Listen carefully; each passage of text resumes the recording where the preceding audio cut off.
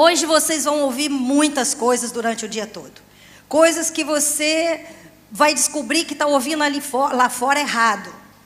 E vai ser desmanchado aqui, desfeito as dúvidas. Você vai sair daqui com informações que você vai poder confrontar as mentiras que estão acontecendo lá fora. A Bíblia diz que o povo perece por falta de compreensão, de entendimento, de conhecimento. Hoje você veio para conhecer. Amém? 2 Timóteo capítulo 3, Paulo está dizendo: sabe, porém, isto, que nos últimos dias sobrevirão tempos trabalhosos. Paulo viu os dias de hoje. Porque haverá homens amantes de si mesmos, avarentos, presunçosos, soberbos, blasfemos, desobedientes a pais e mães. Presta bem atenção, querido, no que você está lendo, porque você vai ver tudo isso acontecendo agora. Desobediente de pais e mães, ingratos e profanos, sem afeto natural, irreconciliáveis, caluniadores, incontinentes, cruéis, sem amor para com os bons, traidores, obstinados, orgulhosos, mais amigos dos deleites do que amigos de Deus, tendo aparência de piedade, mas negando a eficácia dela. Destes, afaste. Vamos lá para o versículo 9. Não irão, porém, avante, porque a todos será manifesto o seu desvario. Versículo 10. Tu, porém, tens seguido a minha doutrina, meu modo de viver, intenção, fé, longanimidade, caridade e paciência. Versículo 13. Mas os homens maus e enganadores irão de mal a pior, enganando e sendo enganados. 14. Tu, porém, permanece naquilo que aprendeste e de que fosse inteirado, sabendo de quem o tem aprendido. Pula para o capítulo 4, versículo 2. Pregues a palavra, inste a tempo e fora de tempo. Resguarda, repreende, exorte, com toda longanimidade e doutrina. Porque virá tempo em que não sofrerão a sã doutrina, mas tendo comichão nos ouvidos, amontoarão para si doutores conforme as suas próprias concupiscências, e desviarão os ouvidos da verdade, voltando-se a fábulas. Mas tu, sê sóbrio em tudo, sofre as aflições, faz a obra de um evangelista, cumpre o teu ministério. Glória a Deus. Amém? Senhor Deus, muito obrigado pela liberdade de poder pregar e ouvir tua palavra. Fala aos nossos corações de maneira muito poderosa no dia de hoje, Pai. Que possamos sair daqui certo de qual é a tua vontade para a nossa vida, em nome de Jesus. Amém? Muito bem, queridos. Coloca aí Eu quero falar com você a respeito da imagem e semelhança de Deus. Você sabe quem é você? Se alguém perguntasse assim, fala de você para mim, quem você é? Às vezes é difícil a gente dizer quem a gente é. A gente fala o que a gente faz, né? O que a gente estuda, onde a gente mora, filho de quem a gente é. Mas quem a gente é na essência, às vezes a gente tem dificuldade de dizer. Então nem sempre a gente sabe responder essa pergunta e hoje a gente vai saber. Outra pergunta difícil de responder, que filósofos e pensadores, cientistas de todas as décadas vêm tentando responder.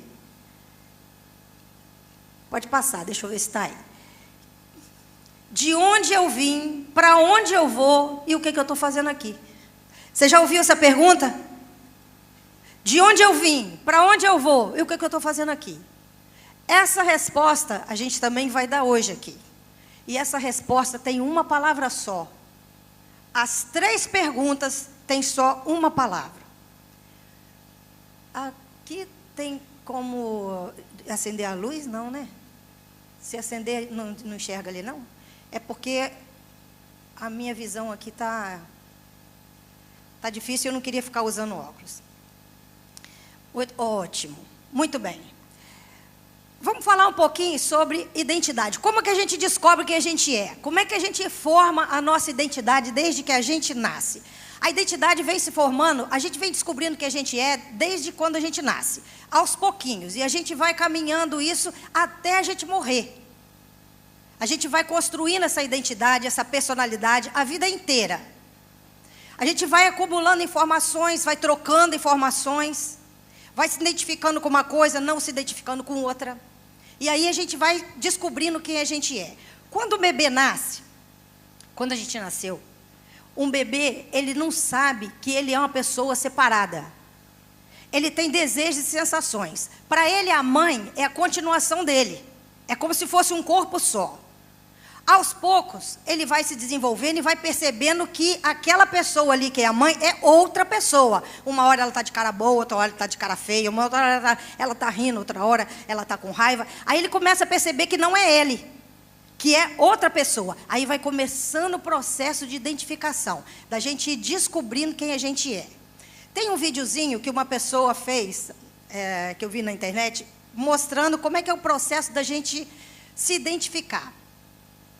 Uma criança, pegaram uma criancinha assim de alguns meses, quase um ano, e colocaram uma manchinha no nariz dela, pintaram o nariz dela e colocaram ela de frente do espelho. Aí ela olha para o espelho, ela não sabe que aquela do espelho é ela.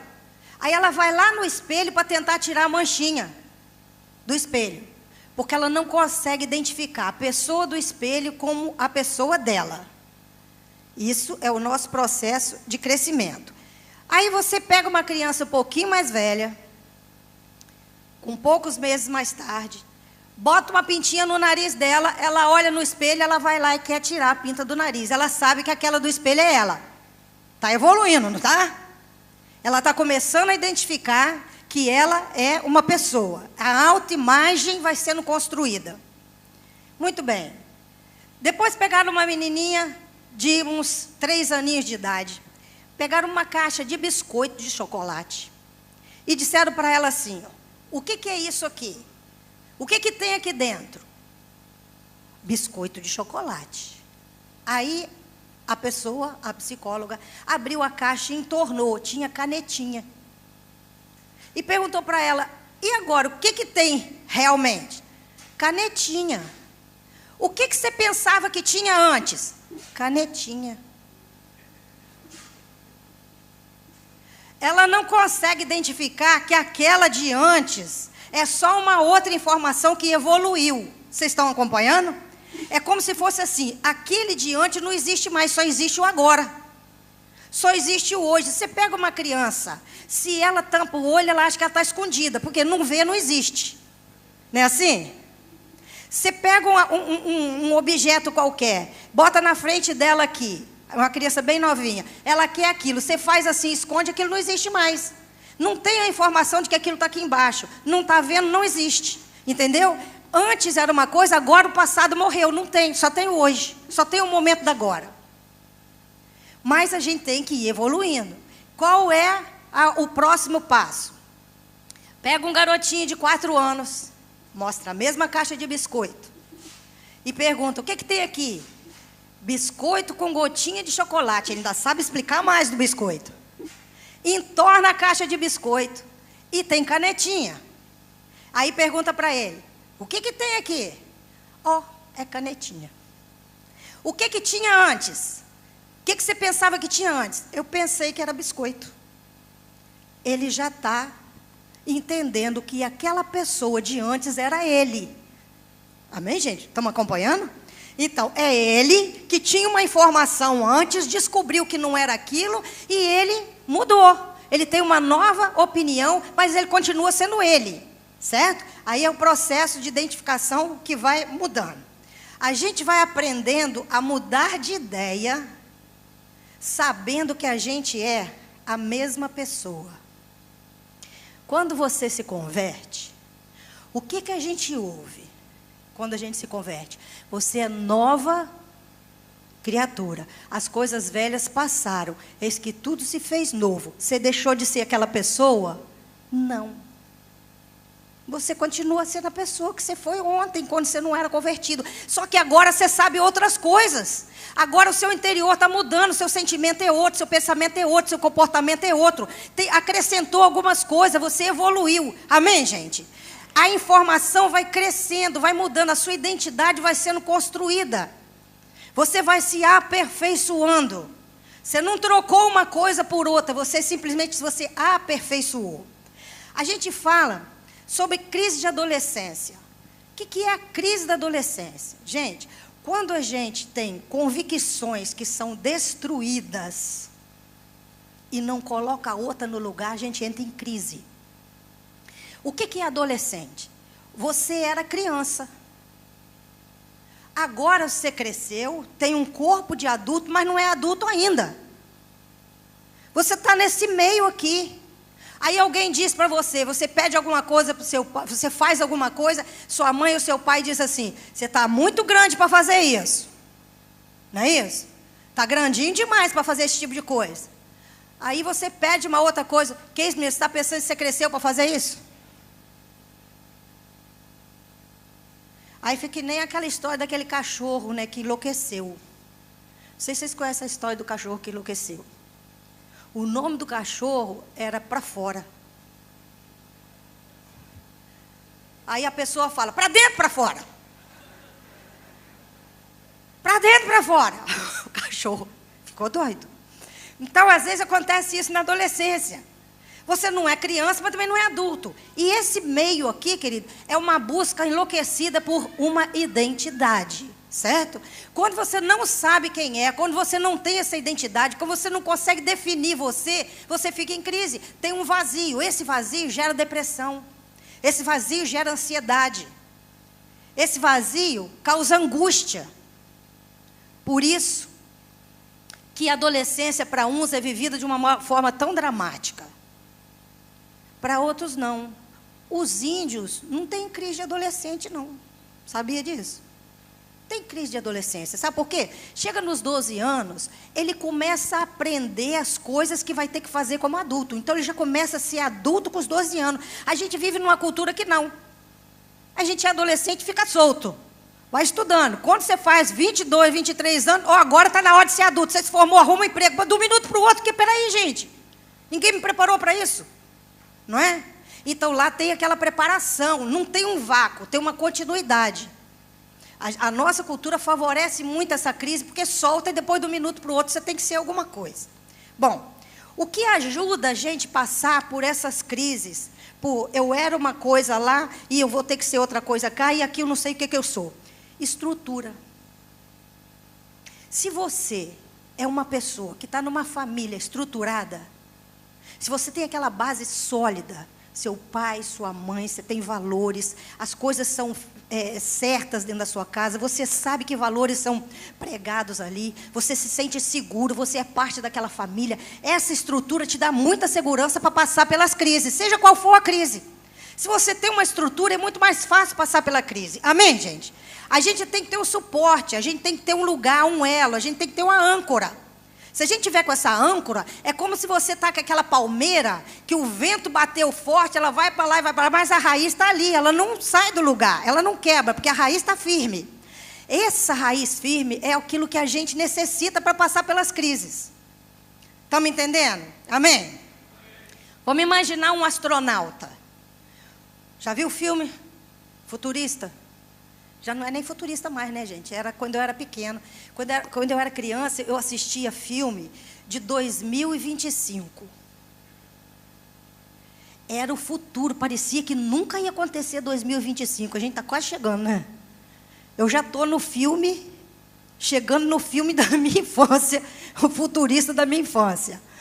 Então, você imagina um astronauta. Ele sai da nave para investigar o espaço. Ele não é jogado no espaço, não. Tem alguma coisa que liga ele à nave. Não é assim? Quando precisar, puxa ele de volta. Assim a gente tem que ter uma âncora. A gente precisa de uma estrutura que puxa a gente de volta, quando as coisas não derem certo. Muito bem. Eu nem estou falando aqui para você passar aí. Não, mas tá, pode deixar aí. Eu tenho dificuldade de acompanhar ali com aqui. Entendeu? porque eu nem estou acostumado muito a usar mídia, então está meio complicado. Mas vamos seguir. Muito bem.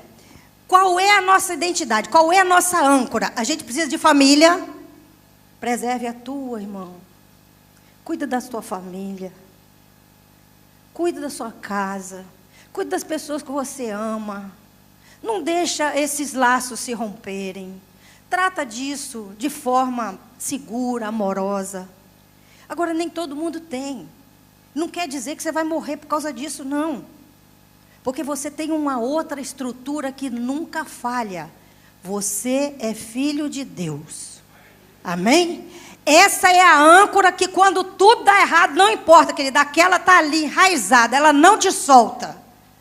Você é filho de Deus. Vamos ver se é esse aqui. Qual é a nossa identidade como cristão? Está aí? É isso aí, João? É. A todos quanto o receberam, aos que creem no seu nome, deu-lhes o poder de se tornarem filhos de Deus, os quais nasceram do sangue, nem da vontade da carne, nem da vontade do varão, mas da vontade de Deus. Quem considera-se filho de Deus aqui, levanta a mão. Amém. Essa é a sua identidade. Essa é a sua essência. Essa é a imagem que você tem. Se você não souber explicar nada de você, é isso aí que você pode explicar para você, que é seguro e que não tem dúvida nenhuma. Você é filho de Deus. Você crê em Jesus Cristo? E você saiu do lugar de criatura e passou para o lugar de filho. Essa é a sua identidade. É isso aí que a gente precisa para a gente se fortalecer. Amém, menino? Agora, vamos responder as questões. De onde eu vim, para onde eu vou e o que eu estou fazendo aqui? 3 perguntas com uma única resposta, com uma única palavra. Jesus. Jesus responde as 3. Como assim? Jesus diz: eu sou o caminho, a verdade e a vida. Amém? Queridos, se alguém disser para você que tudo é relativo, não acredita não. Porque não é verdade. Essa história de que tudo é relativo, não. Jesus não falou, eu sou um dos caminhos, eu sou uma das verdades, eu sou uma das origens. Não, eu sou o caminho, a verdade e a vida. É é definido o artigo. Amém? Não é relativo. Você não veio de um monte de lugares. Quem nasce de um monte de lugar? Ninguém veio de um monte de lugar. Aí tem gente que fala assim, tem muitos caminhos que levam a Deus. Como? Eu quero ir para ali. Para eu ir para ali, eu tenho que andar aqui nessa direção. Se eu for para lá, eu vou chegar ali? Não. Se eu for para lá, eu chego ali? Não. Não tem muitos caminhos que levam a um único lugar. Só tem um caminho que leva naquele lugar. Para onde você quer ir? Para o céu ou para o inferno? Só tem 2 destinos na vida. Não tem outro. Que é isso, não é tão rígido assim. Só tem 2 lugares, ou o abismo ou o céu, só isso. Então a gente tem que saber quem a gente é e para onde a gente vai. De onde você veio, querido? No princípio, João 11:3. No princípio era o verbo, e o verbo estava com Deus, e o verbo era Deus, e estava no princípio com Deus. Todas as coisas foram feitas por intermédio dele, e sem ele nada do que foi feito se fez. Tudo veio de Jesus, só tem uma origem, Jesus Cristo. Tudo veio por ele, nada existiu sem ele. Está certo isso? Amém, gente? Então, nós viemos de um único lugar, viemos de Jesus. Para onde que eu vou? Na casa do meu pai tem muitas moradas. Se não fosse assim, eu não teria dito. Vou preparar-vos um lugar. Quando eu for e vos preparar lugar, virei outra vez e levarei para mim mesmo, para onde eu for. Para onde eu estiver, vocês estejam comigo. Jesus falou que foi preparar um lugar. Alguém já viu o filme onde tem aqueles filmes futuristas que falam que abre um portal e você passa pelo portal? Já viu, gente? Já viu o filme onde as pessoas entram numa nave espacial e viajam não sei quantos anos-luz para chegar numa outra galáxia? Quando a gente sair daqui, a gente não vai viajar anos-luz pelo espaço, não. Vai abrir um portal e a gente vai direto para o céu. Jesus vai chegar e vai ter um caminho direto para lá. A gente vai para lá. Quem quer ir para o céu? Você sabe de onde veio e sabe para onde você quer ir. Tem certeza que você quer ir para lá? Você está entendendo como é que a gente vai formando a identidade da gente? Você tem que saber de onde você veio. Você veio de Jesus. Você precisa saber para onde você vai. Você vai voltar para o céu. Você quer ir para lá? Alguém quer mudar de caminho aí? Se quiser também não vai ter coragem de falar, né, gente?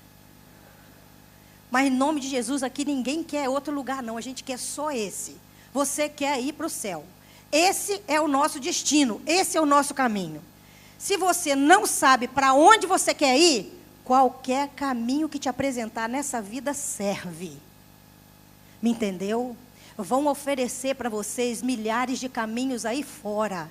Mas você tem que saber para onde você quer ir, para saber se aquele caminho te leva para aquele lugar. Se não for te levar para aquele lugar, você tem que decidir. Ou eu mudei de destino, ou então eu não aceito esse caminho. Se você não sabe para onde vai, qualquer caminho serve. Só tem dois, né? Céu e inferno. O que vocês estão fazendo aqui?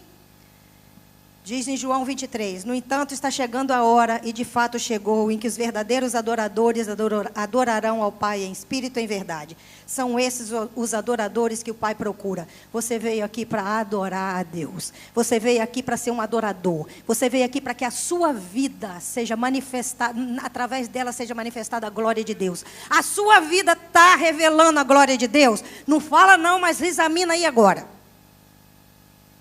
Pensa aí agora. Os lugares que você vai, as coisas que você faz, aquilo que você pensa, aquilo que você sente, as pessoas com quem você anda, as coisas que você programa para a tua vida, as atitudes que você faz, revelam a glória de Deus. Você está adorando a Deus com esse estilo de vida?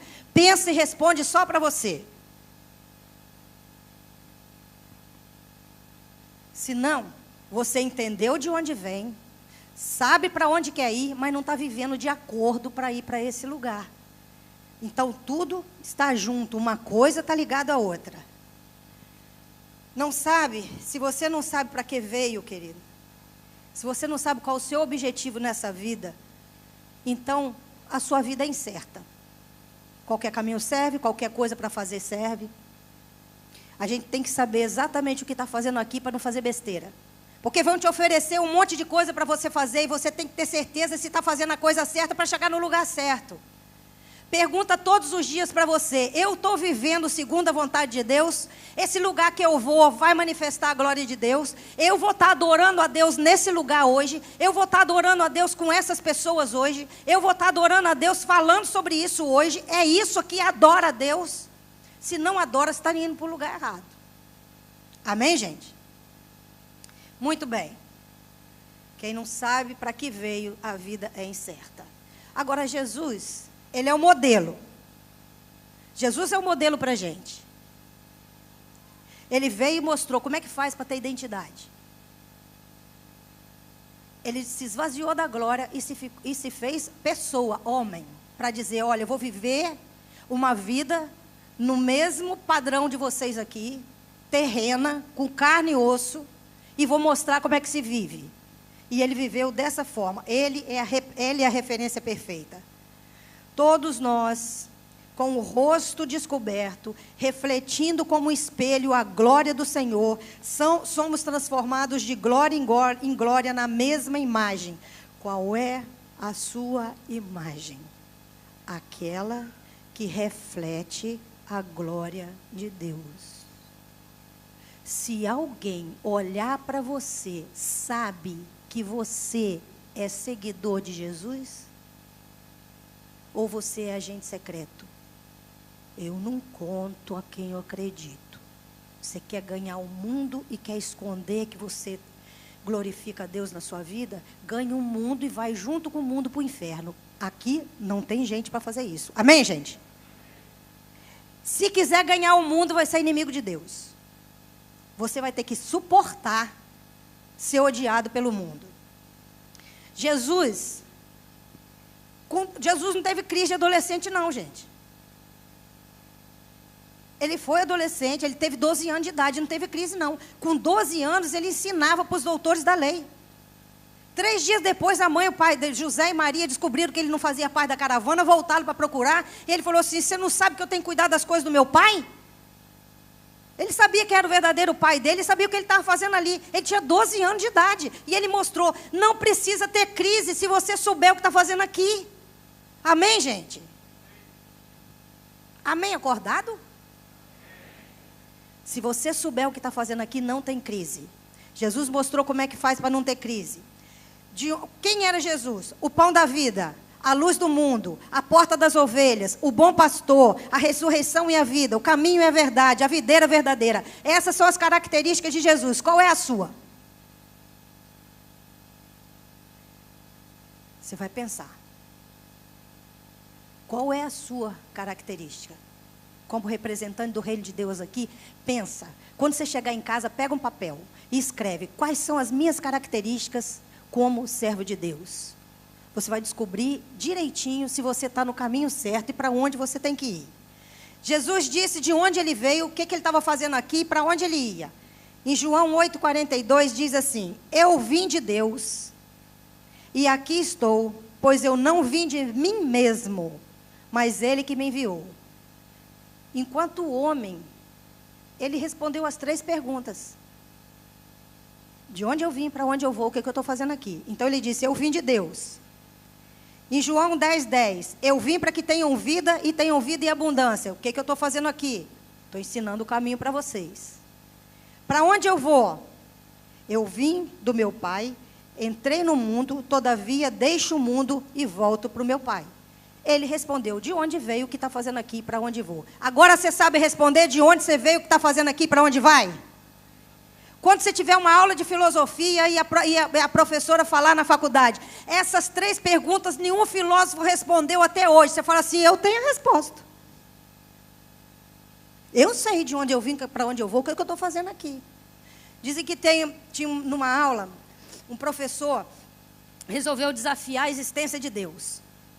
E aí ele falou assim: Deus não existe. E eu vou provar para vocês que Deus não existe. Pegou um ovo. Falou: vou jogar esse ovo no chão. Se Deus existir, esse ovo não vai quebrar, porque se ele tem poder, ele vai manter esse ovo aqui intacto. Se quebrar, Deus não existe. Um garotinho levantou, aquele que sabia de onde veio, para onde vai, o que está fazendo aqui. Ele falou: professor, o senhor está errado. Ele falou: quem você é para me desafiar? Ele falou: sou servo desse Deus que o senhor está dizendo que não existe. Esse Deus, eu tenho experiência com ele todos os dias.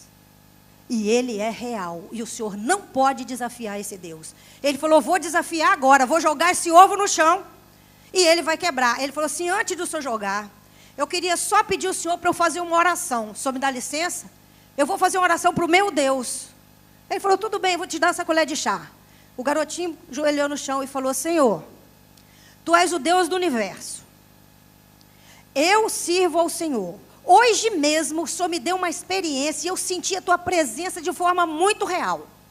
E eu sinto a tua presença todos os dias. Eu sei que o Senhor é real. Agora, esse professor não está me desafiando, ele está desafiando ao Senhor. Então, eu vou te pedir uma coisa. Ele vai jogar o ovo no chão. Se o Senhor quiser, o Senhor deixa quebrar. Se o Senhor não quiser, o Senhor não deixa quebrar. Mas, independente do resultado, eu quero te pedir uma coisa. Assim que esse ovo cair no chão, eu quero que o Senhor paralise o coração e leva ele.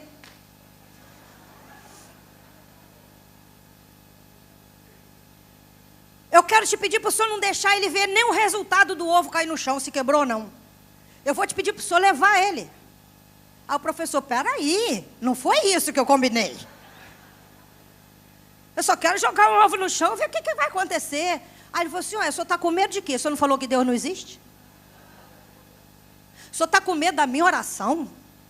Se o senhor tem certeza que Deus não existe, joga o ovo no chão. Agora, eu tenho certeza que ele existe e eu tenho certeza que ele vai te matar quando você jogar o ovo no chão.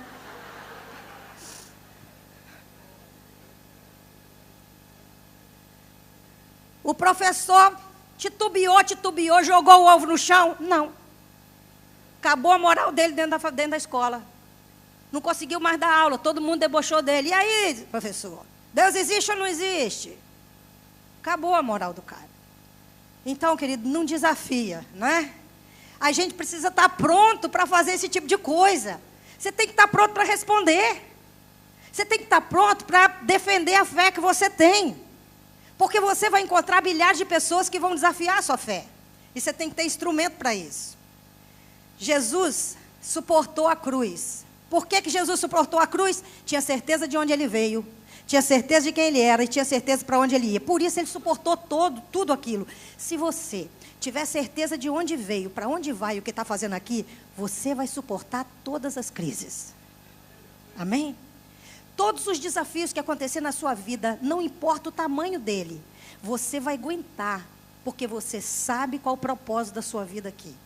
A cruz, a sua cruz, não vai te derrubar, como a de Jesus também não derrubou. Ele aprendeu a desafiar, ele desafiou a cruz e as aflições e ensinou para a gente como que a gente desafia, como que a gente suporta, sabendo de onde a gente veio, para onde a gente vai, o que a gente está fazendo aqui. E como a gente faz isso? Ele disse lá, João 6:36, 38, eu desci do céu não para fazer a minha vontade, mas a vontade daquele que me enviou. Esse é o segredo para você se manter preciso. Escuta essa palavra que eu vou dizer para você agora. Vontade. Você pode repetir? Vontade. Você não veio aqui para fazer a sua. Jesus disse como é que vive, não disse? Ele disse, não vim fazer a minha, vim fazer a vontade de Deus. Se você quiser fazer a sua, você se perde. Porque vontade dá e passa. Se você quiser fazer a vontade de Deus, você vai estar firme igual a palmeira. Ali a raiz lá no fundo. Descubra qual é a vontade de Deus para a sua vida, ou então você se perde. Olha bem e preste atenção nessa palavra vontade, porque isso tem muito a ver com tudo que a gente vai falar no dia de hoje. A vontade é a de Deus. O mundo diz que é tudo relativo, né? Tem muito cristão hoje que vive segundo o mundo. Nada a ver essa música, nada a ver essa roupa, nada a ver esse lugar, nada a ver participar disso, nada a ver participar daquilo. A ver sim. Tem a ver sim. Porque o estilo de vida que você leva revela de onde você veio, para onde você vai e o que você está fazendo aqui. Amém, gente? Tem a ver sim. Jesus veio e mostrou um estilo de vida. Ele não falou assim, vive de qualquer jeito, qualquer coisa serve. Não, ele falou, vive desse jeito. Faça a vontade de Deus. Então não é de qualquer jeito. Jesus pregou que a gente não tem que ser individualista. Ele não veio para ele veio para a gente. Ele veio para a nossa própria felicidade. A gente vive pela felicidade da gente. Você se interessa por uma menina ou por um carinha que, bom, vai ser legal estar com ele. Vou ficar bem, estou com um garoto assim popular da escola, ou para menina popular. Aí você fica até que você acha que está legal para você. Não serve mais, então não quero mais não. Aí você vai descartando. Você vai só pela tua vontade. E quando é pela vontade da gente, a gente desrespeita os outros. Pela vontade de Deus, você respeita todo mundo. Outra coisa que Jesus não foi e a gente é egoísta. É cheio de vontade. Infelizmente, essa geração foi criada assim. As crianças de hoje, pior ainda, as crianças têm vontade. Eu vi uma cena de um filme, uma mulher foi ver um apartamento para comprar. E aí a dona da casa, vendo que a menina fazia tudo que queria, e a garotinha ficava no interruptor, liga, desliga, liga, desliga, liga, desliga. E aí a dona da casa falou assim, peraí querida, não faz isso não, vai queimar a luz. E a mãe falou, não fale não com a minha filha. Vai frustrar ela. Tem que explicar a ela, meu amor, quando a gente faz isso, hoje gente, chega o sangue ferver, não é não? Pega a mão dessa menina, tira dali, não pode. Não pode, querido, tem coisa que não tem muita explicação, não pode, não pode. A criança vai enfiar o dedo na tomada, vai explicar que dá choque, que mata? Você arranca o dedo dela, não é assim? Então tem coisa que não tem explicação, não pode, acabou. Faça a vontade de quem sabe o que está dizendo. Faça a vontade, querido, de quem sabe o que está dizendo. Amém? Porque aqui a gente não sabe o que está fazendo. Jesus não foi egoísta, a gente é que é. Até para interpretar a Bíblia, a gente é egoísta. Tem um monte de gente mudando a interpretação da Bíblia para favorecer a crença dela. O que a Bíblia falou, falou. E quem distorcer a palavra, mas vai pagar tão caro. Entende a Bíblia do jeito que a Bíblia foi escrita, querido. A vontade dá e passa. Vontade dá e passa. Vontade perfeita é a vontade de Deus. A sociedade de consumo, tem uma frase aqui, do Bauman, Zygmunt Bauman. Vê se está aí. A sociedade de consumo prospera enquanto consegue tomar perpétua a não satisfação de seus membros. E assim, em seus próprios termos, a infelicidade deles. A gente vive numa sociedade de consumo que quer que você seja cheio de vontade. Sabe por quê? Porque vontade dá e passa. Eu tenho vontade de uma coisa hoje, eu tenho que comprar um negócio. Amanhã eu tenho vontade de outra, eu tenho que comprar outra. Depois eu tenho vontade de outra, eu tenho que comprar outra. É bom para a sociedade de consumo que você não tenha uma sequência de vida. Que você esteja livre, que você tenha vontade de tudo. Está entendendo? Então, tudo no mundo vai estimular você a ter vontade. Tudo nesse mundo vai tirar você da vontade de Deus para botar você na vontade terrena. Porque a vontade terrena dá dinheiro. Quanto mais vontade você tem, mais compra você faz. Quem entendeu isso? Ninguém vai pregar para você na televisão que você tem que seguir a vontade de Deus, mas que você tem que fazer a sua vontade. Seja quem você quiser ser. Não é isso que você escuta nas propagandas? Porque vontade rende milhões. Quanto mais fora da vontade de Deus, mais você dá renda para uma sociedade de consumo. A vontade perfeita é a vontade de Deus. Não sede conformados com este mundo, mas sede transformado pela renovação do vosso entendimento, para que experimenteis qual seja a boa, agradável e perfeita vontade de Deus. Romanos 12, 2. A vontade perfeita é a vontade de Deus. Você tem coragem de fazer essa vontade? Quantas vezes, meu querido, quando eu era nova convertida, eu ouvia as pessoas falando assim: Senhor, seja feita a tua vontade na minha vida. Quando eu ia orar isso, eu tinha medo. Eu não entendia ainda a palavra de Deus. Eu falava assim, mas se eu deixar Deus fazer a vontade dele, será que eu vou gostar? Eu tinha medo de orar isso. Porque eu achava que fazer a vontade de Deus era uma coisa ruim. Que eu ia ter que sacrificar, que eu ia ter que perder coisas. Durante a vida eu percebi, querido, quando eu abri a mão da minha para dele, a vontade dele é boa, agradável e perfeita.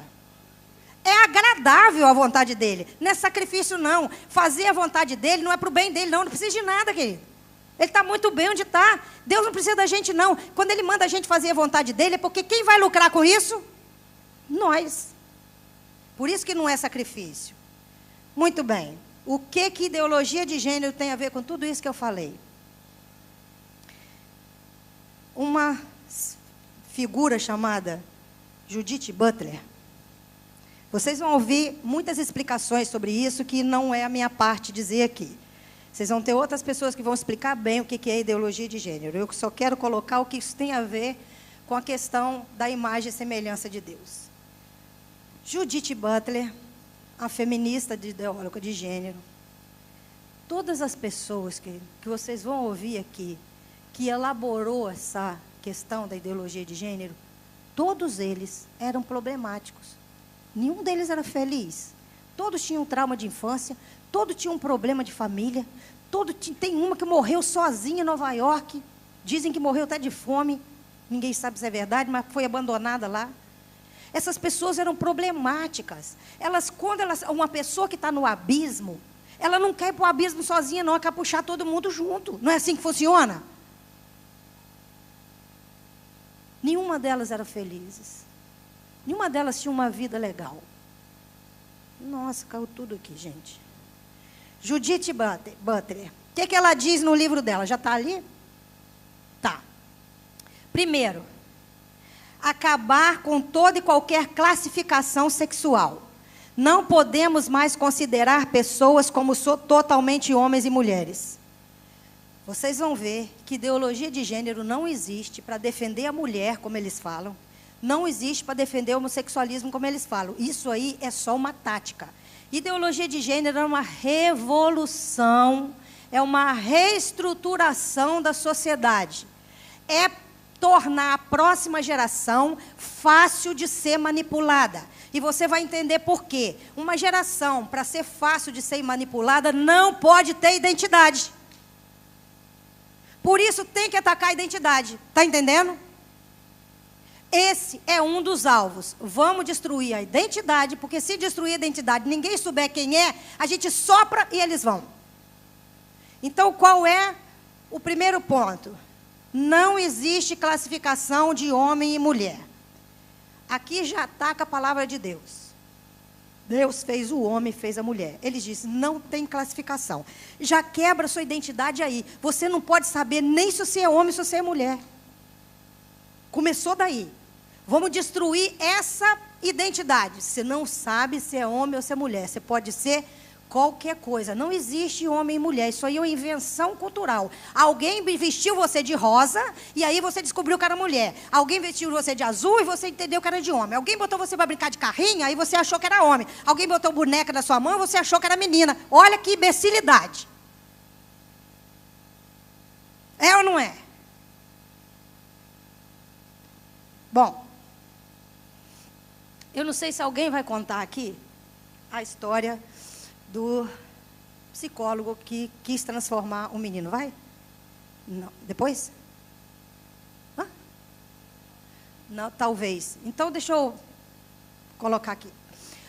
Não está nem aqui para eu explicar, mas vou explicar mais ou menos para vocês. Dr. John era um psicólogo que tem a ver com a história da ideologia de gênero. E ele quis provar isso cientificamente, que ninguém nasce homem, ninguém nasce mulher. Você nasce neutro. E aí, um casal teve um filhinho, um casal teve 2 meninos.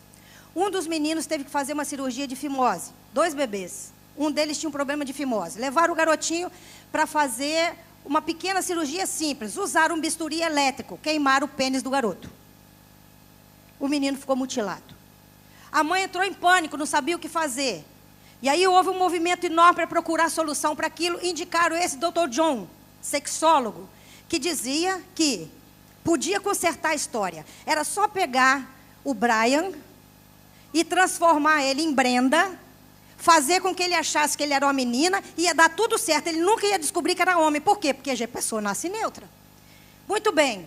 Levaram os 2 garotinhos e passaram anos com ele em laboratório. Os 2 irmãos. Só que o Brian vestia ele como menina, mudaram o nome dele para Brenda, e faziam ele se comportar como menina. Ele tinha horror das roupas, horror das brincadeiras, ele não se identificava como menina.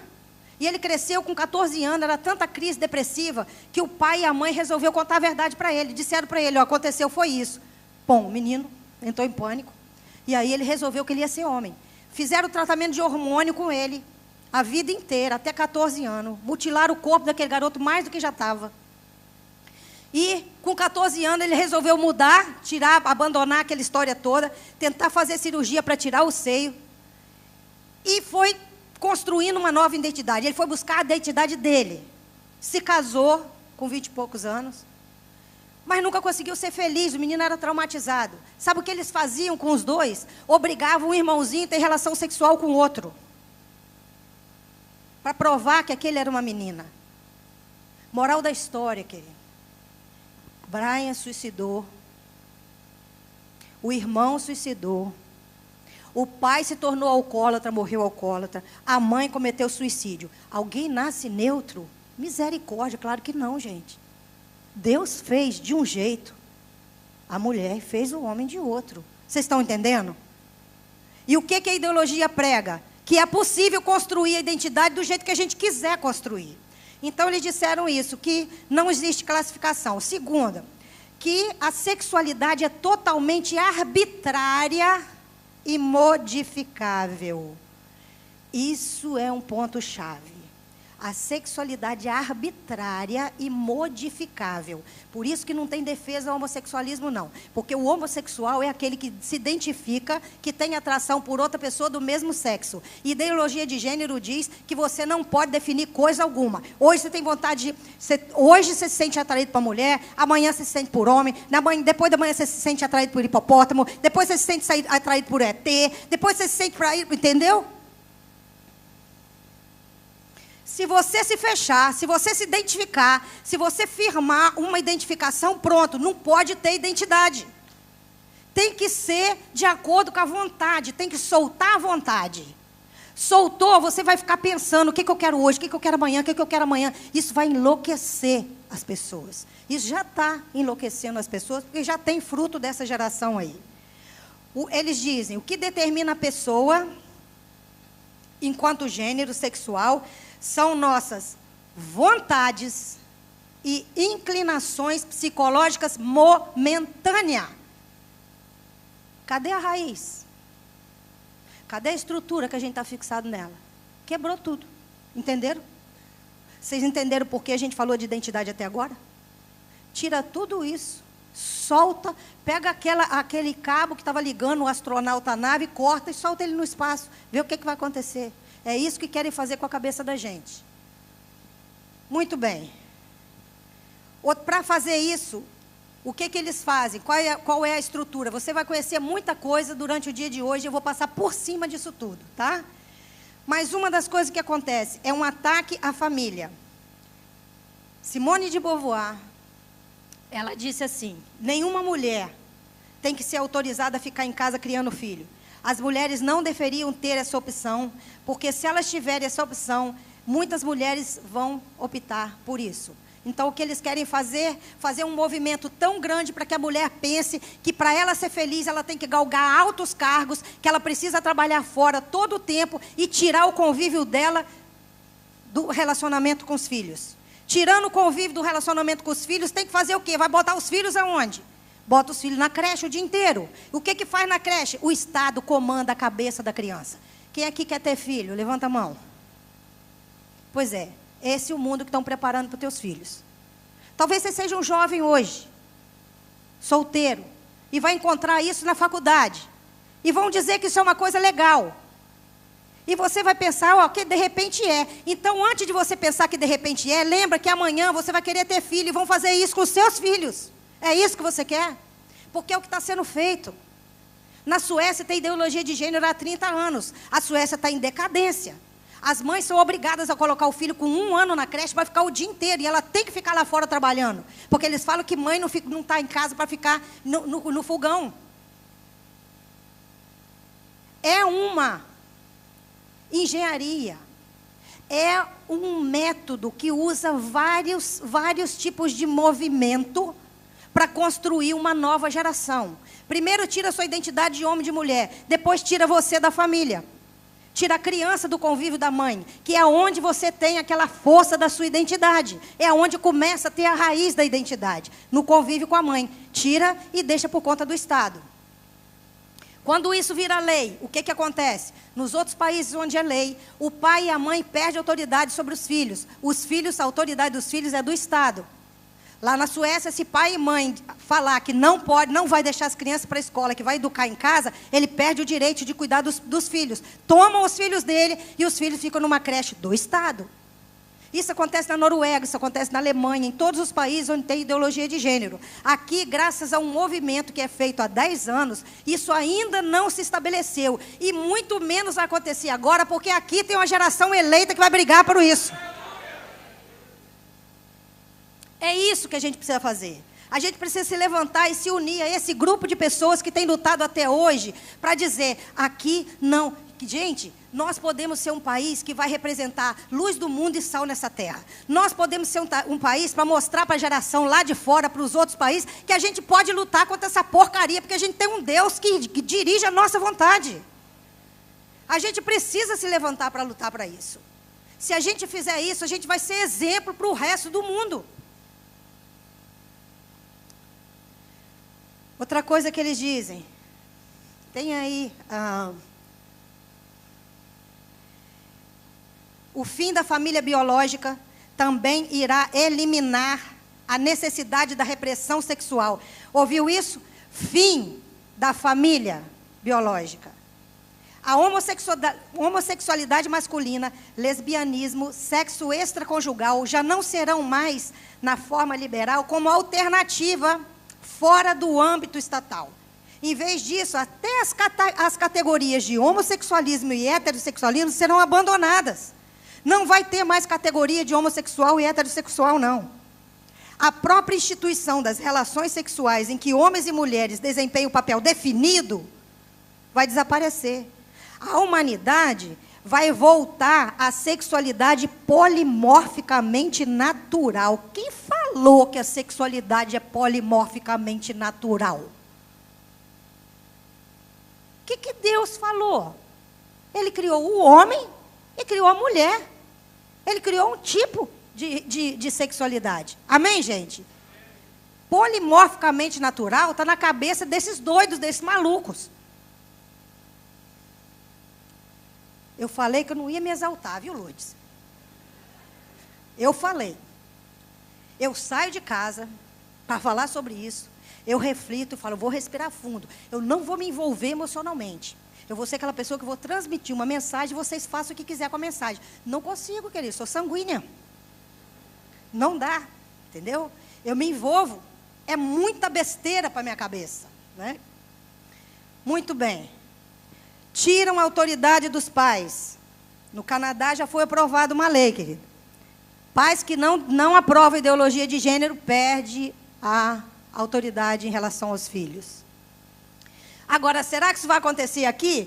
Tem aí um projeto de lei do John Willis e da Érica Cocai. Não quero nem me envolver para falar sobre eles. Façam vocês a dedução que vocês quiserem. Pesquisa sobre a vida deles. Qual é o projeto de lei deles? Crianças vão poder fazer cirurgia, até crianças, jovens e crianças, vão poder fazer cirurgia para mudar de sexo, pago pelo SUS. Tem um monte de gente morrendo nos hospitais, porque não tem dinheiro, não tem remédio, não pode pagar médico. Eles estão morrendo porque não tem tratamento. Mas se uma criança de 10 anos, se esse projeto for assinado, porque não vai, porque tem uma geração eleita aqui que não vai deixar. Se isso valesse, querido, uma criança de 10 anos podia ser influenciada na escola, de que ele não era um menino. Ele ia chegar em casa e falar, mãe, não sou um menino não, quero trocar de sexo. A mãe fala, você está doido, meu filho? Ele pode ir pedir autorização para o Estado, o governo vai apoiar ele. Agora, me diga uma coisa aqui, gente. Você, para dirigir, tem que ter 16 anos. Você, para votar, tem que ter 16 anos. Não é isso? Você pode cometer um assassinato antes, você não é preso, você tem que ter 16 anos para ser preso. Mas para mudar de sexo com 8 anos, pode? Alguém pode me convencer de que isso está certo? Uma criança de 8, 10 anos sabe o que quer? Não tem possibilidade disso, gente. Eu conheço uma história de uma vez, houve um ataque de tubarão em Recife. E aí um garotinho de 8 anos pediu ao pai, eu quero ir para a água, e ficou chorando, esperneando, e o pai dele, senta aí e não saia daqui. Você não vai, é perigoso lá. E o menino foi esperneando, daqui 10 minutinhos saiu o salva-vida com uma garota com a perna cortada. O pai pegou o garotinho e falou, olha ali, por que eu não deixei você ir? Alguém tem autoridade sobre uma criança, porque o pai sabe o que está fazendo, a criança não sabe o que está fazendo. Aí uma criança de 10 anos chega, o Estado assina para ela. Qual é a intenção que está por trás desse negócio? Não é fazer o que é certo e fazer a vontade de uma criança. Amém, gente? Muito bem. Malaquias 4:5 diz, eis que vos envio o profeta Elias antes que venha o dia grande e terrível do Senhor. Ele converterá o coração dos pais aos filhos, dos filhos aos pais, para que eu não venha e fira a terra com maldição. O que eles estão querendo é isso, que o inferno desça nessa terra, que Deus venha com maldição, porque estão separando pais e filhos. Pais estão perdendo autoridade em relação aos filhos. Lei da palmada é uma delas. Tudo isso vem sendo um arranjo feito há muito tempo. Tem muitas coisas que vêm acontecendo e que vêm somando, criando um cenário para isso acontecer. Isso não é de um minuto para o outro. Isso há décadas que vem sendo arranjado. A lei da palmada faz parte disso, querido. Ninguém pode espancar criança, não. Mas se esse governo estivesse muito preocupado com criança, não estava deixando um monte de criança embaixo de ponte se drogando. Não estava deixando um monte de escola sem poder proteger uma criança. Não é preocupação contra criança, não, em relação à criança, não. A preocupação é, vamos tirar a autoridade de pais. Eu tenho uma irmã de criação que a filha dela tem uma filha que aprontou tudo que podia aprontar. Um dia essa menina desafiou a Alzira, minha irmã, de um jeito que ela pegou uma correia e deu uma surra naquela garota, muito bem dada. A menina foi para o telefone e chamou a polícia. Não pode bater em filho. Chamou o policial. O policial bateu na casa da minha irmã e falou assim: a senhora bateu na sua filha? Ela ligou para a polícia. Ela falou assim: o senhor, por favor, entre. Eu vou te mostrar a correia com que eu bati. Está aqui a correia. Eu queria que o senhor sentasse para ver eu bater de novo, que eu vou bater na frente do senhor. Aí o senhor não vai ter dúvida, vai me levar presa. Eu não quero que o senhor me leve presa injustamente, não. Eu vou bater para o senhor saber que o senhor está levando a pessoa presa, porque bateu mesmo. Mas antes de eu bater e mostrar para o senhor, eu vou te contar por quê. E contou o que a menina fez. O policial levantou, falou com a menina, falou assim: a próxima vez que você ligar para a delegacia, para acusar a tua mãe, quem vai bater em você sou eu. Ô, gente, quem está apoiando, quem está criando, quem está educando, quem está patrocinando, quem está trabalhando, quem está sustentando é você. Quem sabe o que vai fazer com o seu filho é você. Amém? Agressão, violência, sim. Qualquer tipo de violência. Agora, educar filho, isso é coisa para pai e mãe. Ninguém tem que se meter nisso, não. Querem uma geração corrompida, separando pais e filhos. Nega Deus como Criador e diz que a gente se reinventa. Você se inventa, você descobre quem é você. Disse que ninguém nasce de um jeito como Deus determinou. Os papéis de homens e mulheres são completamente neutros nessa história. Gente, não existe um feminismo mais que defenda valores, defenda direito de mulher, não. O feminismo que existe aí é a mulher tomando poder. Porque isso inverte aquilo que é a proposta de Deus. Tudo que inverte o propósito de Deus, tira a gente da imagem e semelhança de Deus, está entendendo? Tudo que tira do propósito de Deus, está invertendo essa imagem, vai deturpar tudo, vai virar um caos. Deus vai ter que vir e ferir a terra com maldição. Não vai ter outro jeito. Vai, porque a gente está aqui para defender isso. Amém? Bom, papéis de homens e mulheres são trocados. Olha, eles usam vários instrumentos para isso. A mídia é um deles. Novelas há muito tempo, graças a Deus, eu me livrei do vício de novela há mais de 10 anos e você devia se livrar disso. Porque você está patrocinando um veículo que patrocina ideologia de gênero. Porque dentro da sua casa entram as informações há muito tempo. Há muito tempo isso acontece. Um dia eu gosto de ver seriado de televisão. Seriado, porque eu escolho alguns seriados para ver. Mas às vezes aparecem as propagandas. E é bom que eu veja o que está acontecendo. Uma propaganda que eu vi outro dia, que eu não me lembro, acho que é de um cartão de crédito. Na propaganda dizia o seguinte: tinha uma mulher do outro lado do mundo, uma alta empresária, uma executiva muito bem vestida, sentada num bar, num café, muito bonito, falando com a filhinha dela pelo computador, pela tela do computador. Quem já viu essa propaganda? Levanta a mão, quem já viu? Pouca gente viu. Talvez você tenha visto e não prestou atenção, mas quando você ver, você vai perceber. Primeiro, a mulher é executiva, está do outro lado do mundo. A postura dela é fria. Ela não está falando com aquela menina igual a gente brasileiro latino faz. Amor, que saudade de você, faz aquele escândalo, que abraçar o computador e beijar. Não, não é isso não. Ela está assim, fria aqui. A menininha ali, certo? Falando com ela. Detalhe, atrás da menininha, o marido está descosta arrumando cozinha. Vocês acham que isso aí é inocente? Eu não estou dizendo para você que mulher não pode trabalhar e nem estou dizendo para você que marido não pode arrumar a cozinha, não. Pode sim. Certo? Não é isso que eu estou falando aqui. Maridos, em nome de Jesus, ajuda a mulher a arrumar a cozinha. Tem um monte de homem que reclama porque chega em casa, quer namorar um pouquinho, a mulher está cansada. Ela está cansada porque ela trabalhou o dia inteiro, querido. Então chega lá, arruma a cozinha, que poupa ela do serviço, que ela vai ficar muito relaxada depois. Certo? Então colabora. Acontece que a mensagem que foi colocada, desvalorizando o homem, ela não queria conversar com o marido dela, não. O marido está de costa, arrumando a cozinha. Ou seja, a figura daquele cara não precisava nem ser identificada. O cara podia ficar de costas. Vocês entendem o detalhe da propaganda? O cara estava de costas. A identidade dele não precisava nem falar. O homem é um lerdo. Gente, sabe o que está acontecendo na Europa hoje? Mulheres estão sendo violentadas por homens de outra cultura que não respeitam a mulher. As mulheres em Londres têm medo de sair de casa. A violência contra a mulher é enorme por homens de outra cultura. Por que eles se sentem tão à vontade? Porque os homens perderam a masculinidade. Não quer dizer que virou tudo homossexual, não, querido. Mas eles ficaram assim. Cadê aquele homem que defende, o defensor, aquele que protege a família? Perdeu, acabou. Só a misericórdia de Deus. Isso não vai acontecer aqui, porque os homens daqui vão defender a sua família. Amém, gente? Então, vamos salvar essa nação, para salvar os homens dessa nação.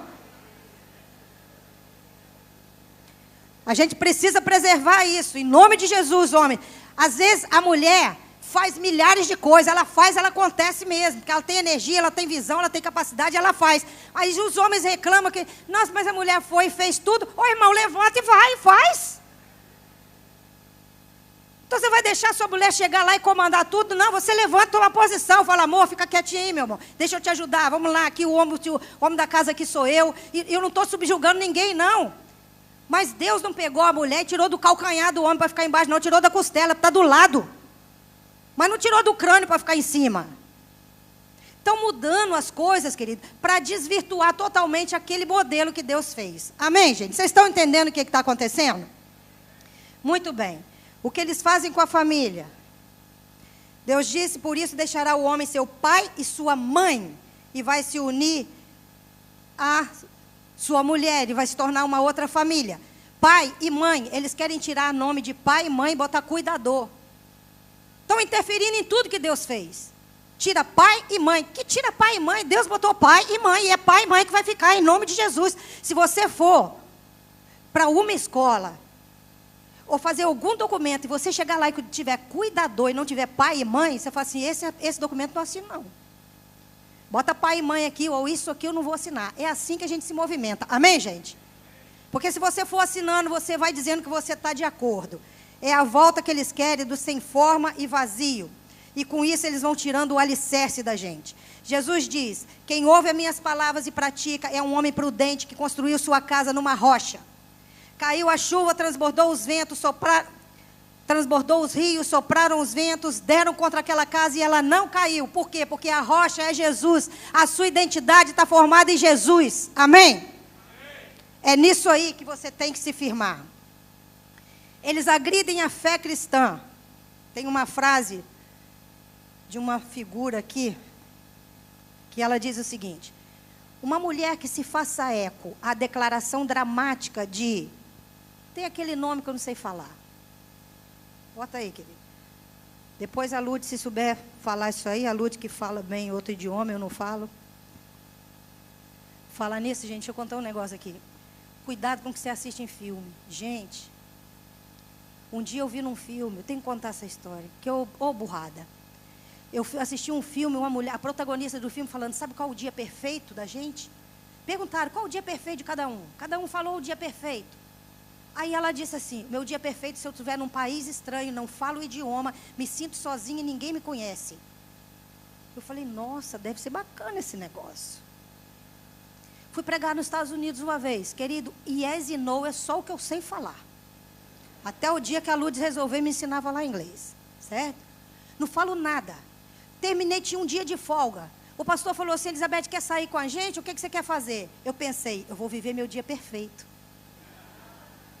Eu vou estar sozinha, não sei falar o idioma, numa cidade que ninguém me conhece. Eu vou experimentar esse negócio. Deve ser uma emoção muito grande. Foi. Uma emoção muito grande. Eu saí, peguei um táxi. Sabia que eu queria ir no outlet. Ela na mesma rua, ficava direto. Era só pegar um táxi e saber que ele ia direto. Gente, um angolano, que era o taxista, 2 metros de altura. Eu falei, pronto. Entrei no táxi. E só apontei e botei o papelzinho escrito onde eu queria ir. O cara foi naquela direção, de repente ele virou para cá. Quando ele virou para cá, eu falei, morri? vão jogar meu corpo numa vala, ninguém vai achar, acabou a vida. Gente, me deu um pânico, um desespero tão grande, eu falei, não,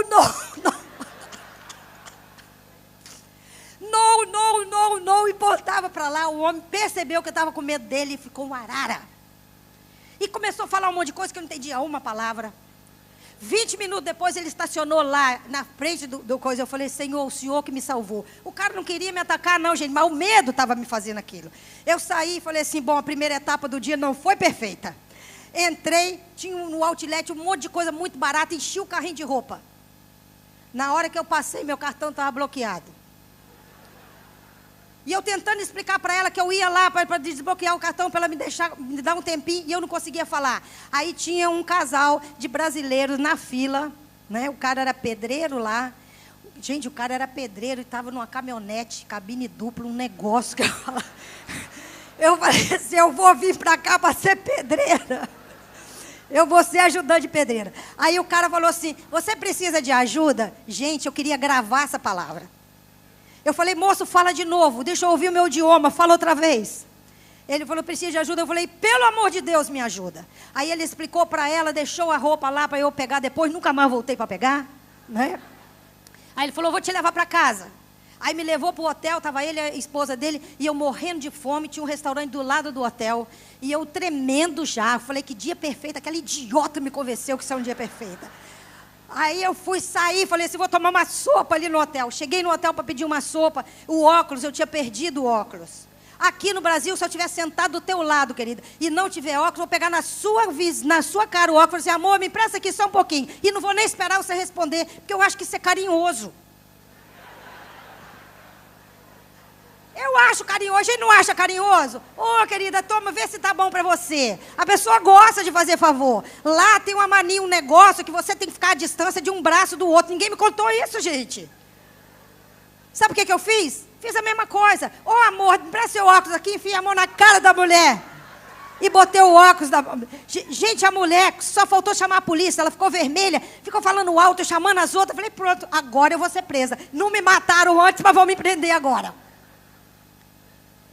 Gente, que tumulto que foi. Eu peguei o óculos, botei na mão, apontei qualquer sopa que tinha lá, comi aquela sopa quente, me acabou com a minha garganta e fui embora. Quando eu cheguei no hotel, eu chorei a noite inteira. Foi dia perfeito, coisa nenhuma.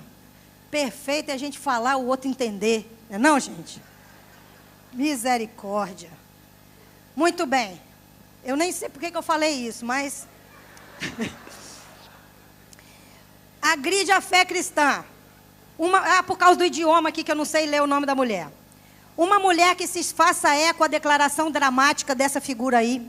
Ela diz o seguinte, encontrei a Deus em mim mesma e o amei ferozmente.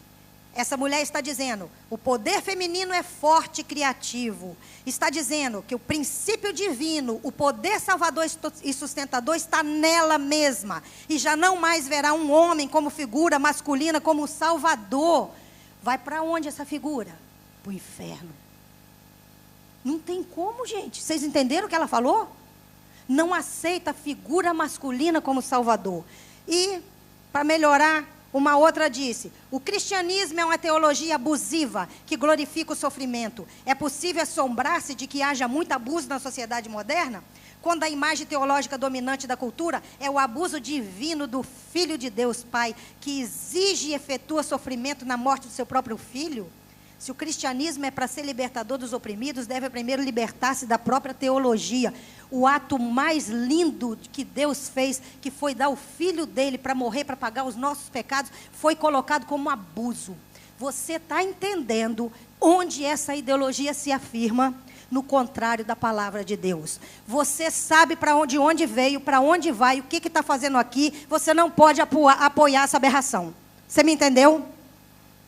Mas você vai ouvir isso na faculdade, vai ouvir isso na escola, vai ouvir isso nos lugares, porque os professores estão sendo preparados para convencer as pessoas. Por isso você tem que estudar, querido. Para fazer igual que aquele garotinho fez. Se levanta e defenda a fé que você acredita. Mas a gente tem que estudar. Gabriele, também não sei falar o resto do nome dela, socióloga alemã, disse... A ideologia de gênero é a mais radical rebelião contra Deus que é possível. O ser humano não aceita que é criado homem e mulher, e por isso diz, eu decido, essa é a minha liberdade. Contra a experiência, contra a natureza, contra a razão, contra a ciência. É a perversão final do individualismo. Rouba o ser humano o que lhe resta de sua identidade, ou seja, de ser homem ou mulher. Depois de ter perdido a fé, a família e a nação. É uma ideologia diabólica. Embora toda a gente tenha uma noção intuitiva de que se trata de uma mentira, a ideologia de gênero pode capturar o senso comum e tornar-se uma ideologia dominante no nosso tempo. Não vai. Aqui não, em nome de Jesus. Amém, gente? Muito bem. Essa geração que eles querem que aconteça é uma geração vazia, sem identidade, que não pertence a lugar nenhum, que não pertence à família, que não pertence a Deus. É uma geração disforme e uma geração que não confronta. No livro de Neemias, vê se tem aí o que está escrito lá no livro de Neemias. Neemias chamou o povo para reconstruir os muros de Jerusalém. Não vou contar a história toda, depois você lê. Ele juntou todo mundo e construiu até a metade. Os inimigos vieram e tentaram sabotar a obra. E aí começaram a desanimar. Neemias juntou as pessoas e disse o seguinte: pelo que pus guarda nos lugares baixos por trás dos muros e nos altos. Pus o povo pelas suas famílias, e com espadas e lanças e arcos. Olhei, levantei e me disse aos nobres e magistrados e o resto do povo: não temais. Lembrai-vos do Senhor grande e terrível. Pelejai por vossos irmãos, vossos filhos, vossas mulheres e vossas casas. Querido, sabe o que significa isso? Sabe como junta o povo e faz o povo lutar por alguma coisa? Dê a ele um alvo, um objetivo, mostra para ele qual é a identidade dele. O que faz movimentos como esse, que une milhares de pessoas pacificamente na rua, não é badalheira, não. É quando você tem uma causa para lutar. Sabe o que Neemias fez para pegar o povo de novo e juntar o trabalho? Ele diz, primeiro, você tem um Deus sobre vocês e tem uma família para você defender. Dê uma causa para eles. Sabe o que eles querem? Que você não lute para nada. Então o que eles vão tirar? Deus e a tua família. Se você não tiver um Deus sobre você e não tiver uma família que você crie laços, que você tenha uma identidade, você não tem por que lutar. Alguém está entendendo o que eu estou falando? Essa geração que eles querem, uma geração que sopra e leva para onde quiser.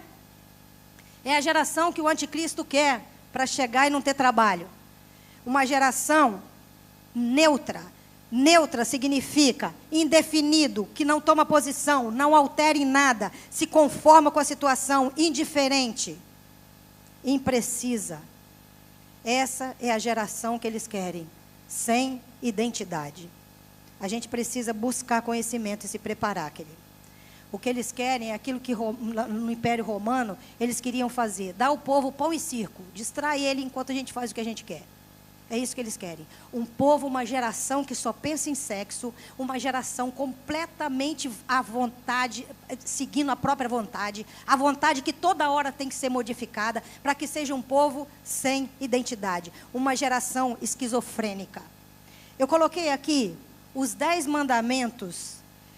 Vocês vão ouvir a raiz aqui do marxismo, de onde tiraram uma boa parte dessa história. Vocês vão ver depois. Mas eu trouxe aqui para vocês verem os 10 mandamentos do comunismo de Lenin. Estava lendo esses dias na internet e vi, não é coincidência. 1913, Lenin escreveu o Decálogo, que apresenta ações táticas para a tomada do poder. Número 1. Corrompa a juventude e dê-lhe liberdade sexual. Quem foi que entendeu pode levantar a mão. Corrompa a juventude e dê-lhe liberdade sexual. Infiltre e depois controle todos os veículos de comunicação. As novelas estão fazendo isso, os filmes estão fazendo isso, os desenhos de criança estão fazendo isso. Todo o meio de comunicação é comprado por isso. Nós estamos cheios de influência vindo de toda parte. 3. Divida a população em grupos antagônicos e incita discussão sobre assuntos sociais. É o que está acontecendo. como se existisse homossexuais contra heterossexuais. Grupos. E se faz as pessoas brigarem entre si. Quarto, fale sobre democracia, Estado de Direito. Ou seja, use palavras que conquistem as pessoas. Depois, logo que haja oportunidade, assuma o poder sem escrúpulo. Quinto, vocês vão perceber que não é estranho.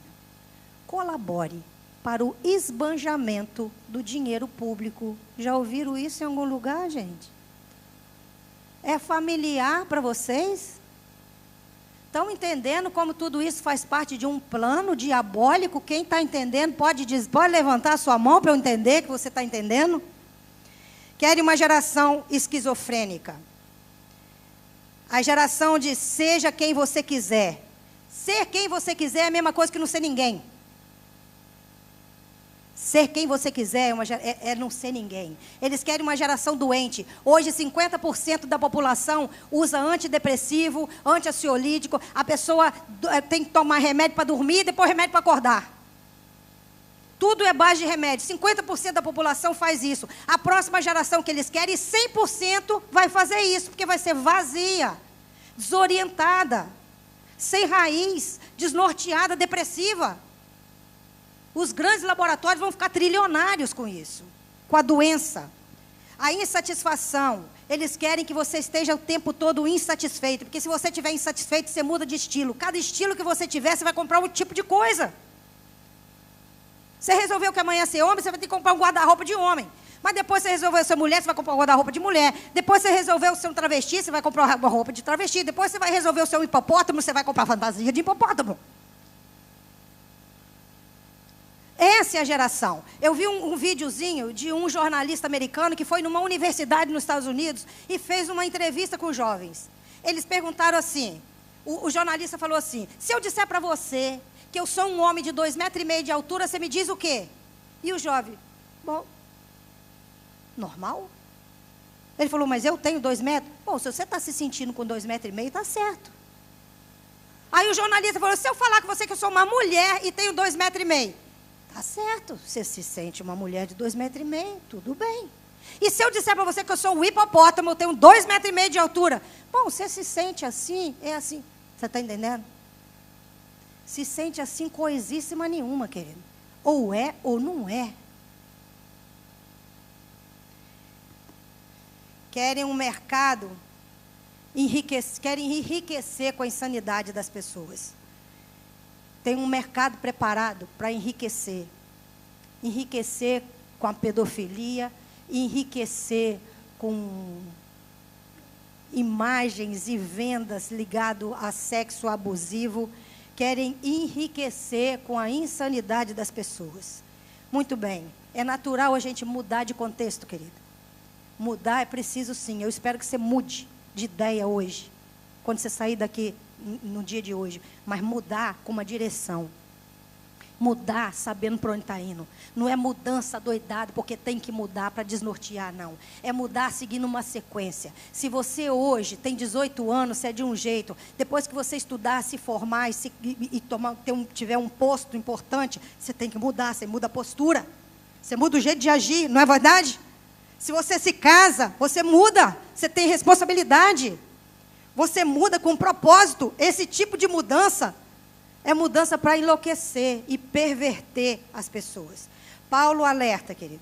Não vos conformeis com este mundo, mas transformai-vos pela renovação do vosso espírito, para que possais discernir qual é a boa, perfeita e agradável vontade de Deus. Deus está nos chamando para tomar posição.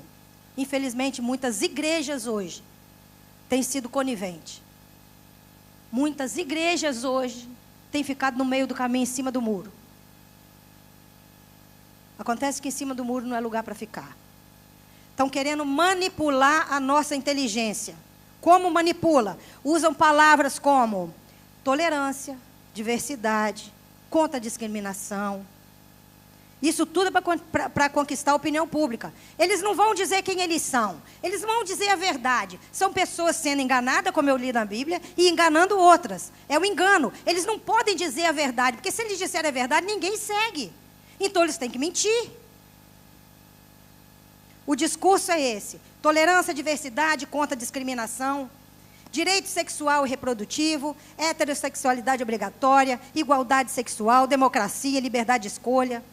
Não fala-se de aborto, fala de interrupção de gravidez indesejada. Se você é contra isso, diz que você é preconceituoso, homofóbico, intolerante, machista, opressor, fundamentalista, conservador, tradicionalista. Se é fundamentalista, eu sou, fundamentado na palavra de Deus. Se é conservador, eu sou, conservo os valores que Deus ensinou através da palavra dele. Se é tradicionalista, eu sou, a minha tradição é a palavra de Deus. E outra coisa, esse negócio de homofobia não existe. Eu vou colocar aqui o conceito de fobia, para você ver o que é fobia. Um medo persistente e irracional de algo que apresenta pouco ou nenhum perigo real, mas que provoca intensa ansiedade. Diante de situações temidas, o cérebro provoca uma descarga de adrenalina e outra substância, que resulta nos sintomas físicos: coração acelerado, suor excessivo, boca seca, tremor, intenso mal-estar, até paralisia total do organismo. Existe homofobia? Alguém sente tudo isso aqui? Alguém diz: eu não sonhava, eu não sonho que eu ter um filho homossexual. Você é homofóbico. Eu não senti nada disso aqui. Coração acelerado, suor frio, estou desmaiando, meu organismo paralisou. Se você sente isso, você está com alguma fobia, querido. Fora disso é mentira, não existe. Existe opinião. Opinião não é crime não, gente. Amém? Opinião. O dia que falar que você é homofóbico, guarda isso aqui dentro do seu caderninho e coloca alguém falar numa universidade, você fala assim: professora, deixa eu ler o que é o conceito de fobia aqui, vê onde é que se encaixa isso. Leva o conceito de fobia e pergunta se existe homofobia. Para respeitar a diferença, não tem que destruir diferença. Falam que é para respeitar a diferença. Tem que ser diferente para ter respeito. Não quer ter diferença, quer acabar com a diferença para ter respeito. Está errado. Usa os meios de comunicação, usa a escola. Usa livros escolares, talvez a Lourdes vai mostrar bem isso aqui para vocês. Cuidado com a escola do teu filho, vigia. Você tem direito de dizer para a escola que você não quer aquela porcaria na vida dos seus filhos. Não existe combate à discriminação, existe desconfiguração de pessoas, querido. Estão querendo desconfigurar o ser humano. Qual é a sua posição? Nós já estamos terminando. Eu vou confessar aqui para a liderança do encontro. Eu não olhei para o relógio uma única vez. Só agora. Se eu passei do tempo, me perdoem, tá? Mas eu também nem sei que hora eu tinha que parar. Então, olhar para o relógio era bobagem. Qual é a sua opinião? Jesus disse: esse negócio de em cima do muro, existe não. Tem uma historinha que diz que o cara estava em cima do muro, não sabia se queria o céu ou o inferno. Os anjos de Deus falando assim: desce daí, rapaz, aqui é a vida eterna. E falando tudo que ia ter no céu. E a campanha era forte dos anjos de Deus. E os demônios do outro lado não faziam nada, não falavam nada. Aí o cara resolveu olhar para os demônios e falar assim: ué, a minha vida não é importante para vocês, não? Vocês não estão fazendo campanha nenhuma para eu descer do muro para o lado de vocês? Ele falou assim: a gente não precisa fazer campanha, o muro já pertence a gente. Se você está em cima do muro, você já definiu onde está, está entendendo? A Bíblia diz o seguinte, Jesus fala: aquele que não está comigo, está contra mim. Aquele que comigo não ajunta, espalha.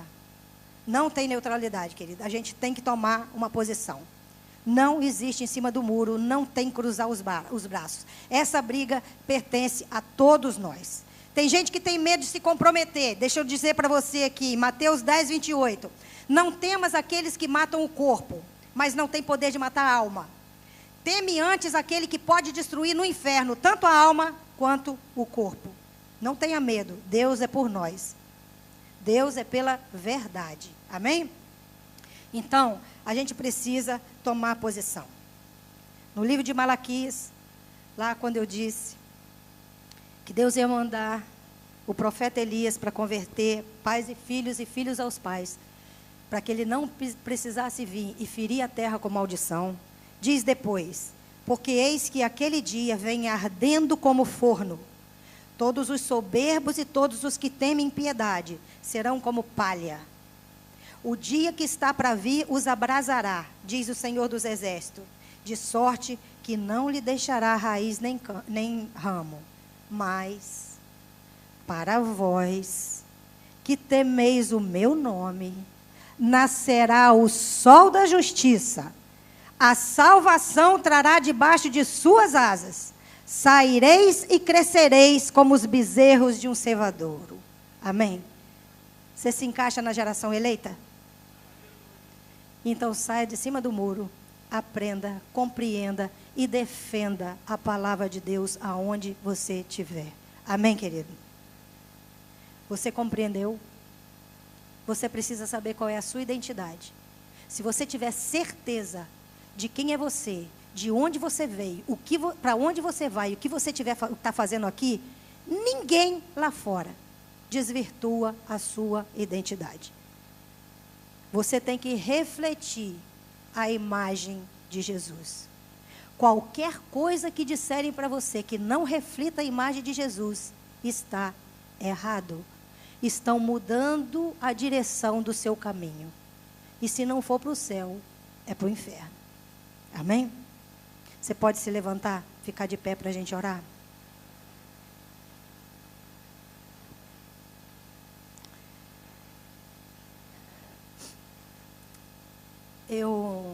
Antes de orar, eu não vou poder ficar até o fim, porque eu vou ministrar para um grupo de jovens lá em Niterói. Então vai ter um intervalinho agora, e eu vou deixar ali um material. Eu falei que a Bíblia diz que aqueles que não têm entendimento perecem, né? O povo perece por falta de entendimento. Nós precisamos de ajuda. Ninguém segue nesse mundo sozinho. Um dia alguém me levou para me ensinar tudo isso. Eu precisei de ajuda. Você vai precisar de ajuda. Todos nós precisamos de ajuda. A gente precisa de ajuda para entender o nosso emocional. Ninguém conhece a si mesmo como tem que conhecer. A gente olha para uma ilha e acha que a ilha é aquele montinho de terra que está boiando. Não. 80% da ilha está embaixo d'água e você não está vendo. Assim é a nossa consciência. Eu entendo 20% de quem eu sou, 80% está submerso, mas eu preciso conhecer. E a gente precisa de ajuda, porque nós estamos sendo influenciados por essa parte que a gente não conhece. Qual é essa parte que a gente não conhece? É fruto de todas as experiências que nós vivemos até aqui. Por isso, eu gostaria que cada pessoa aqui pudesse estar num consultório fazendo terapia. Não é porque eu sou psicóloga não, querido. Porque eu acredito nisso, incluindo eu. Eu preciso também. Todos nós precisamos. Mas eu sei que nem todo mundo tem condição de pagar R$800 num consultório terapêutico. Eu sei disso, que não é a realidade. Por causa disso, há mais de 20 anos, eu venho elaborando material para que você possa ter ajuda para entender o seu emocional. Você não pode pagar R$800 por mês, mas um livro está dentro da sua possibilidade. A questão é você querer entender. Esse foi o primeiro livro, O Poder da Palavra dos Pais. Muitas famílias vêm sendo mudadas por causa de informação simples, na sua linguagem, prática. Com pouca mudança, você faz grande diferença dentro da sua casa. Por mudar a forma de você falar. Isso aqui é para construir uma identidade firme e uma autoestima boa na vida de quem está perto de você. Amém? Uma vez eu fui ministrar numa igreja, uma moça chegou para mim no final e falou assim, eu estava lá fazendo a dedicatória para os livros, e ela disse assim, Elizabeth, tudo que você falou ali que acontece de errado numa família, eu vivo aquilo tudo na minha casa. Eu falei assim, bom, esse livro vai te ajudar. Ela falou, quantas páginas tem um livro? Aí a gente ora pela graça de Deus, porque para sair da graça eu tenho que orar muito, querido, porque eu saio fácil. Aí eu respirei fundo, falei, 206. Nossa, isso tudo. A vontade que eu tinha para falar, para caber todos os erros que você comete, tinha que ter mais. Mas eu não falei, eu fiquei quieta. Afinal de contas, a gente representa o reino de Deus, não vamos pisar na bola. Aí eu falei, aí ela falou assim, tem uma coisa mais rápida e mais prática? Eu falei, tem um DVD. Quantos minutos? 50 minutos o DVD. Tem 3D? Aí eu falei, Jesus, aí é demais. Falei, tem não, senhora. Eu não preciso sair da tela para pensar que você está pensando que eu estou te pegando depois. Não tem necessidade, certo? Então, a gente precisa querer, querido. Você tem que ter consciência que você tem dificuldade, tem que querer ajuda. Isso aqui é para ajudar você a desenvolver essa autoestima na vida do seu filho, seu adolescente, dentro da sua casa. E esse aqui, Revendo Caminhos, foi o último que eu lancei. Esse livro é um consultório. Isso aqui tem coisas de 20 anos de consultório. Você vai entender a raiz das suas limitações. Como a sua experiência te bloqueou. Não pensa que você não tem problema não, querido. Se você falar, eu não tenho problema, você tem mais problema do que os outros. Porque aí você não tem consciência que tem problema. Todos nós temos problemas. Então, isso aqui é para você entender o que está limitando a sua vida. O que está impedindo você de avançar, de enxergar possibilidades. Traumas que estão interferindo no seu relacionamento, que o problema não é sua mulher, nem é seu marido, só a sua história de vida. Para você reinterpretar essa história através de outros olhos, mais sábio. Amém? E esse livro aqui não é meu, da pastora Ana Clélia de Fortaleza, já teve nessa igreja aqui. É A Dor Não Me Venceu. Uma experiência de vida tão forte. E que você vê como Deus atua quando a gente pensa que é o fim da linha. Não é. É a hora de recomeçar. Esses 3 livros estão ali, tem vários DVDs. Se você adquirir os 3, você pode escolher um DVD que você vai ganhar de presente. Tem maquininha de cartão. Esse livro é para que a gente possa ter uma geração curada, sarada, emocionalmente equilibrada. Porque esse mundo aí está querendo enlouquecer. E a gente tem que se fortalecer espiritualmente e emocionalmente. Amém, amado? Eu não vou poder ficar com vocês. Eu vou ter que sair. Mas eu desejo que esse dia seja um dia glorioso na vida de vocês. Eu glorifico a Deus pela vida dessa liderança, que se prontificou a juntar tanta gente. Eu glorifico a Deus pela vida de vocês que vieram de tão longe. Tem pessoal aqui que veio lá de Magé, já estive lá, pregando lá, né? De vários lugares aqui. Pessoas que se prontificaram, querido. Você podia estar em casa dormindo, descansando, mas você veio para cá para aprender e para crescer. E Deus vai honrar esse dinamismo seu, essa prontidão sua. Amém? Então baixa a sua cabeça. Vamos levar o nosso pensamento para o Senhor. Pai, em nome de Jesus. Deus, o Senhor sabe quantos enganos têm acontecido no mundo. Como as nossas mentes têm tentado ser enganadas por divulgação, por propaganda, por escola, por lideranças. Senhor, nós queremos a Tua liderança. Nós queremos ser direcionados pela Tua palavra.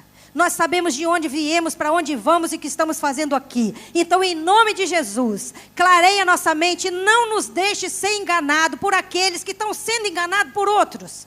E que a Tua palavra seja a raiz e a força da minha identidade. Nós somos a Tua imagem e semelhança. Nós queremos viver coerente com isso, para que um dia o Senhor possa olhar para nós e ver o Teu rosto refletido no nosso rosto. Nós te pedimos em nome de Jesus, abençoa esse dia, nossas mentes e corações, para que possamos sair daqui sabendo exatamente o que o Senhor espera que a gente faça com toda essa informação. E nós te agradecemos por essa oportunidade, em nome de Jesus. Amém, querido? Deus abençoe sua vida. E muito obrigado.